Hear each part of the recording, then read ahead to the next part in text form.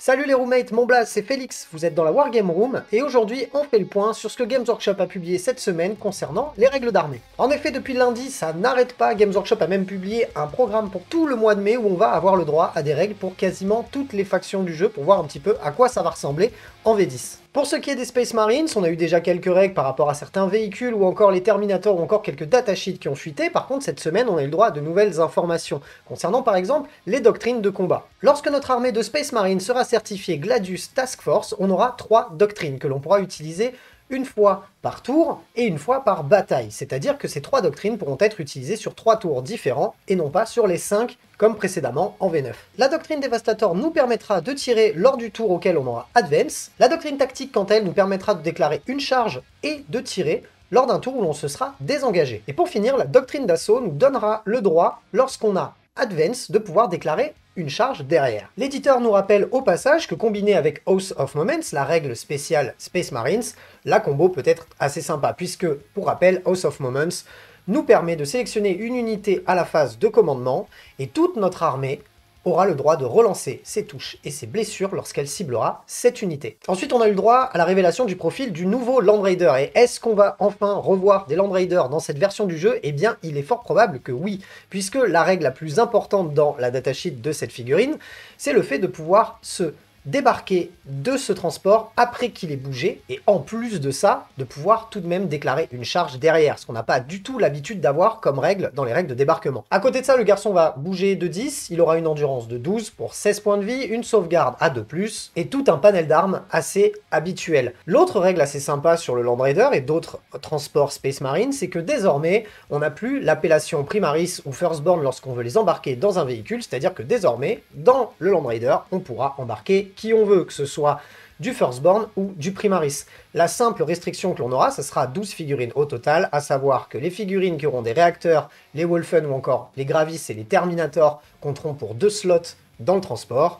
Quant aux Centurions, ils compteront pour 3. L'ensemble de l'infanterie restante comptera simplement pour 1 dans le transport, et ça c'est vraiment cool de pouvoir mettre ce qu'on veut dans n'importe quel transport, que ce soit un Rhino ou un Land Raider. La V10 va tenter de redorer le blason de rebooter Gulliman qui avait pas vraiment le vent en poupe en V9.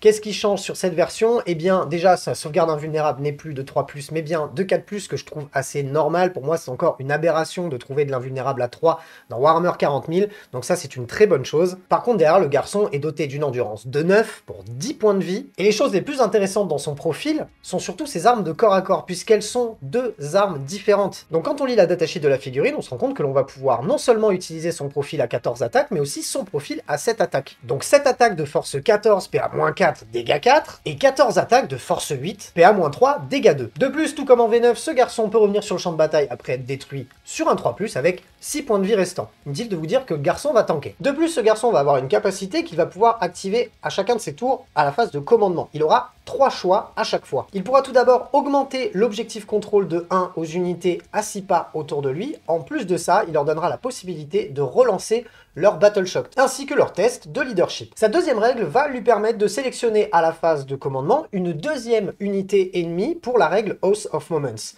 Seule contrainte, c'est que sur cette capacité, il va falloir détruire entièrement la première unité ciblée si l'on veut que la règle Oath of Moments s'applique à la deuxième. Et pour terminer, sa troisième capacité lui permettra une fois par tour autour de lui à moins de 12 pas d'utiliser un stratagème sur une unité pour un coût de 0 PC. Compte tenu du fait qu'on va avoir beaucoup moins de points de commandement sur cette version à ce qui paraît, c'est plutôt pas mal d'avoir quelqu'un qui va nous permettre de dépenser 0 pour déclencher un stratagème, notamment peut-être les plus onéreux. L'éditeur nous a partagé aussi 2 nouveaux profils d'armes Space Marines, comme la grosse Gatling que l'on retrouve entre autres sur le Redemptor Primaris. Elle nous permet de faire 12 tirs à 3+, de force 6 sans pénétration d'armure pour un dégât de 1, mais le plus intéressant c'est qu'elle a la règle Devastating Wounds qui va lui permettre sur un 6 à la blessure d'infliger le nombre de blessures mortelles équivalent au nombre de dégâts de l'arme. Donc là, dans ce cas-là, une blessure et la séquence de tir prend fin. Mais la plus sympa, c'est la Heavy Laser Destroyer que l'on retrouve sur le Repulsor Exécutionneur, qui va nous permettre de faire 2 tirs à 72 pas sur du 3+, de force 14 pour une pénétration d'armure de -4 pour un dégât D6 + 4. En plus de ça, c'est une arme lourde, et cette règle qui a été réécrite nous permet désormais, lorsqu'on est resté stationnaire, d'avoir un +1 au jet de touche. Ça veut dire qu'on touchera sur du 2+, si l'on est resté stationnaire avec notre répulsor. Pour terminer sur les Space Marines, on a eu le droit aussi à un stratagème qui va aussi marcher uniquement dans le cas où on utilise la Gladius Task Force. On va pouvoir l'utiliser à la phase de combat lorsqu'un ennemi aura déclaré des attaques sur une de nos unités. Et pour 2 points de commandement, à chaque fois que l'on perdra une de nos figurines, si elle n'a pas tapé durant ce tour, elle aura le droit de taper avant de mourir. Fini les 4+ pour taper avant de mourir, là c'est automatique, on dépense 2 CP et si on meurt, on tape avant de se barrer. On peut déjà avoir quelques combinaisons en tête, notamment rebooter Gulliman qui pourrait permettre d'utiliser ce stratagème gratuitement. Bon, il y a plein de choses à faire, on se rend compte qu'il va y avoir encore de la combo à faire en V10 et ça c'est plutôt très cool. Et avant d'aller plus loin, vous êtes encore plus de 1 sur 2 à suivre le travail de la chaîne sans pour autant y être abonné. Je vous invite à vous y abonner, ça prend 3 secondes et ça ne coûte rien et ça aide énormément la chaîne à se développer. Et en plus de ça, si vous mettez le petit pouce bleu et le petit commentaire qui va bien en dessous, vous êtes au top du top.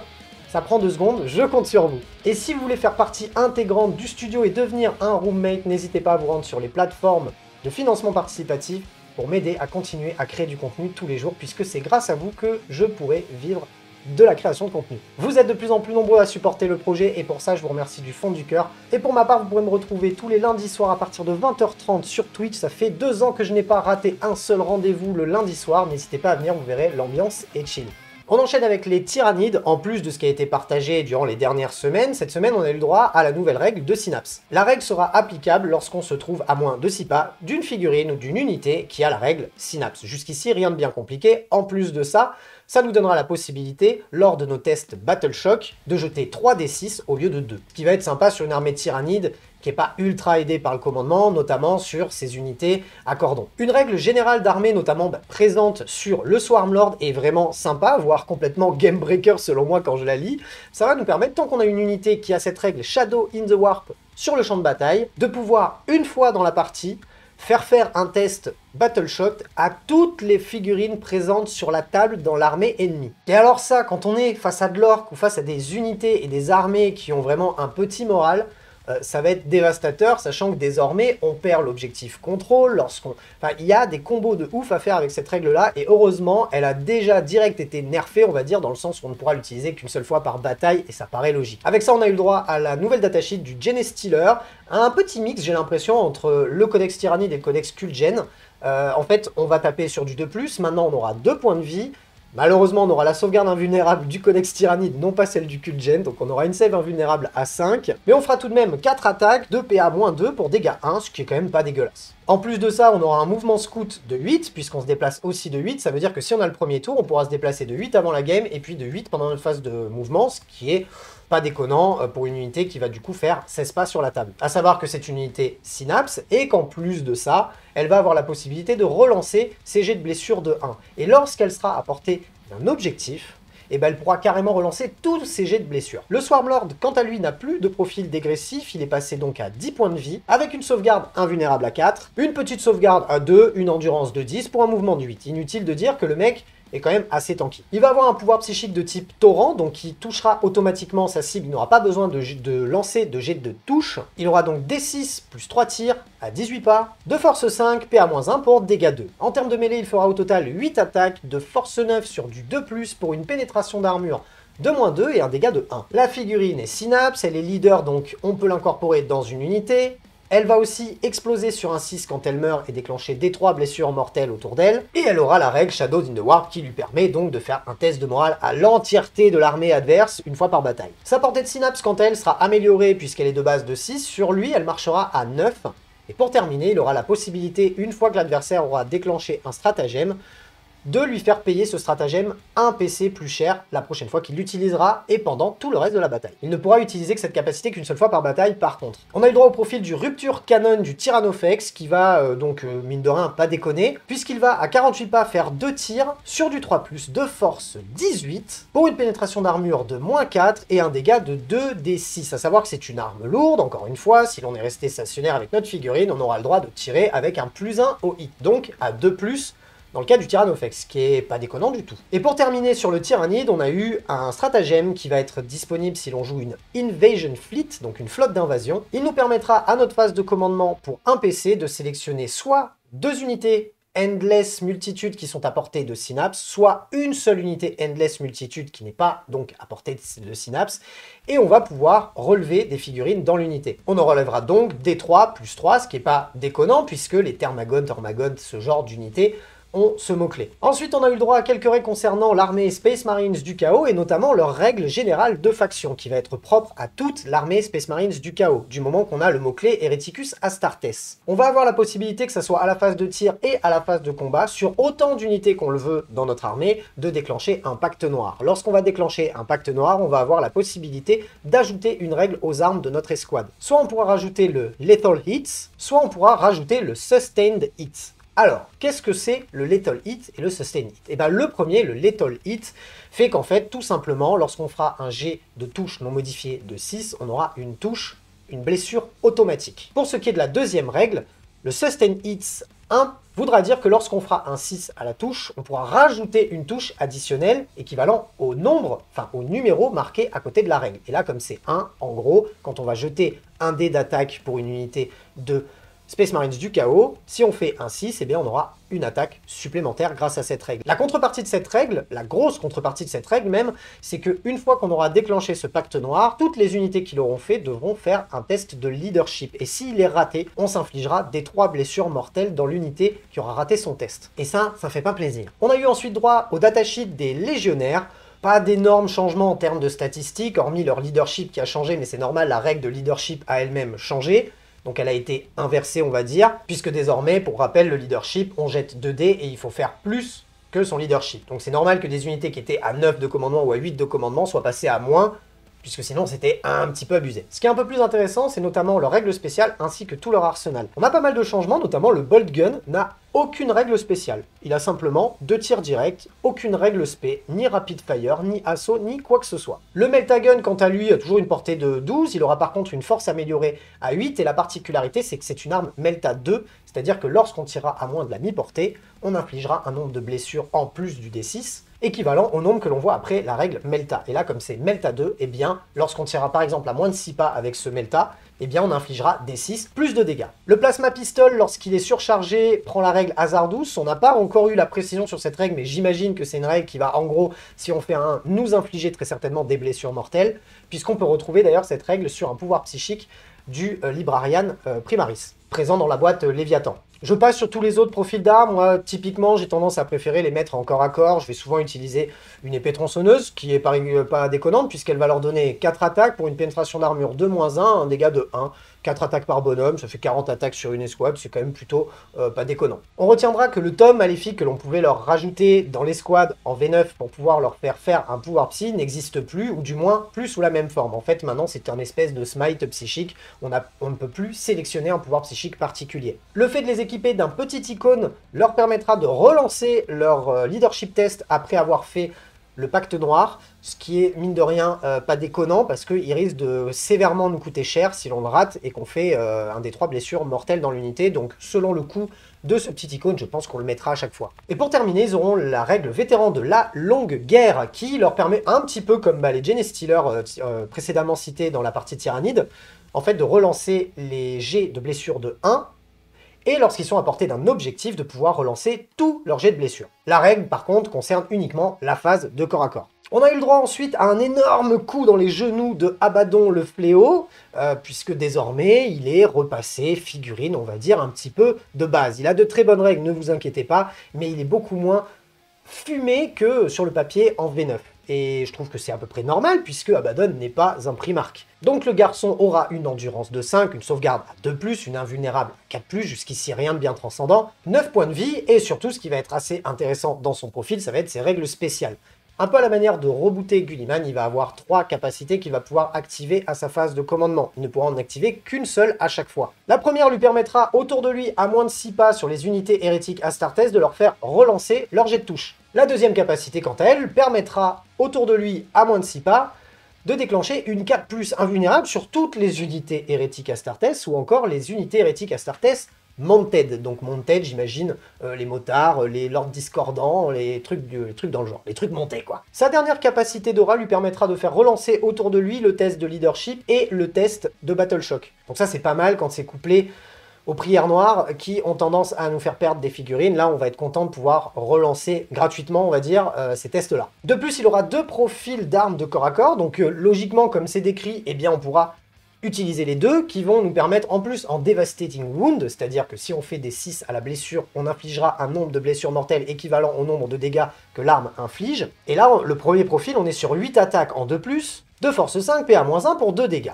Et le deuxième profil nous permet de faire 14 attaques en 2+, de force 7, pour une pénétration d'armure de -3 et un dégât de 1. Je vous avoue que j'aime un petit peu moins le dégât 1, mais bon, on prend, hein. 14 plus 8 attaques, ça fait quand même 22 attaques, c'est quand même pas déconnant, quoi. La cerise sur le kebab va nous permettre, lorsqu'on aura réussi un pacte noir et qu'on n'aura pas raté le leadership derrière, sur un 2+, de récupérer un petit point de commandement. Et on le sait, les points de commandement vont se faire rares apparemment en V10, donc on est content d'avoir cette capacité en plus. Reste à savoir combien il va coûter de points le garçon, mais moi j'aime bien cette datasheet présentée comme elle est actuellement. On a eu aussi droit au profil d'armes lance-flamme du Eldrake, qui nous permet à 12 pas de faire D6 plus 3 tirs, donc qui touche automatiquement puisque c'est une arme à torrent, qui va en plus de ça ignorer les couverts, avoir une force de 6, une pénétration d'armure de -1 pour un dégât de 2. Mais le profil d'arme que j'ai trouvé le plus intéressant sur cette reveal, sur les Space Marines du Chaos, c'est les armes des Oblitérators. On aura donc 3 profils différents, on devra choisir lequel on va utiliser avant de tirer, bien évidemment.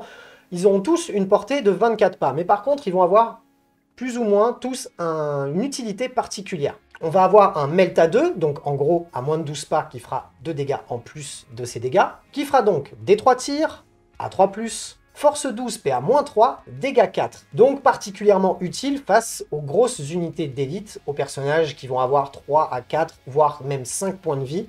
Ça va être une arme assez efficace contre ce genre d'unité. Le deuxième profil sera une arme à blast, qui fera donc des 6 tirs, à 3+, de force 8, PA-2, dégâts 2, donc de l'anti-marines, par excellence. Et pour finir, le profil dit un petit peu de saturation, puisqu'il aura la règle Sustained Hit 1, c'est-à-dire qu'à chaque fois qu'on fera un 6 lors de nos touches, on aura une touche additionnelle. On fera D6 plus 3 tirs par arme, pour une force de 5, une pénétration d'armure de -1, pour 1 dégât. Donc assez utile contre de la piétaille pas très endurante, et qui aura une sauvegarde pas terrible, puisqu'on n'a qu'une pénétration d'armure de -1. Pour terminer, on a eu le droit à un stratagème uniquement utilisable lorsqu'on a une armée Slaves to Darkness. On va pouvoir, pour un PC, lors de la phase de tir adverse, lorsqu'il aura ciblé une de nos unités hérétiques Astartes, faire en sorte que cette unité gagne la règle Stealth. Donc je crois, si mes souvenirs sont exacts, un -1 pour être touché. À savoir qu'en plus de ça, si on est une unité Nurgle, on ne pourra pas être pris pour cible si on est à plus de 12 pas de l'unité ennemie qui va tirer. Et pour terminer la semaine, Games Workshop nous a partagé des règles concernant l'armée Necron.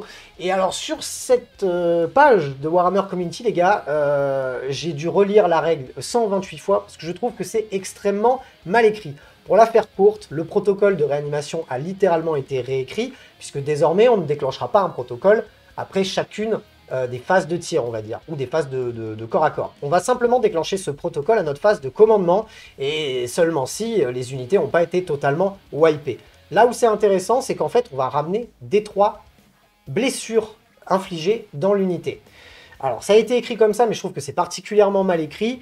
Mais en fait, il y a des petits écriteaux juste en dessous qui précisent certaines choses. Grosso modo, les figurines multi-PV, on ne va pas ramener des 3 figurines dans l'unité. C'est pour ça que ça a été bien précisé au début de la règle que ce sera des 3 wounds. Donc dans une unité, par exemple, de guerriers Necron, on ramènera des 3 guerriers Necron.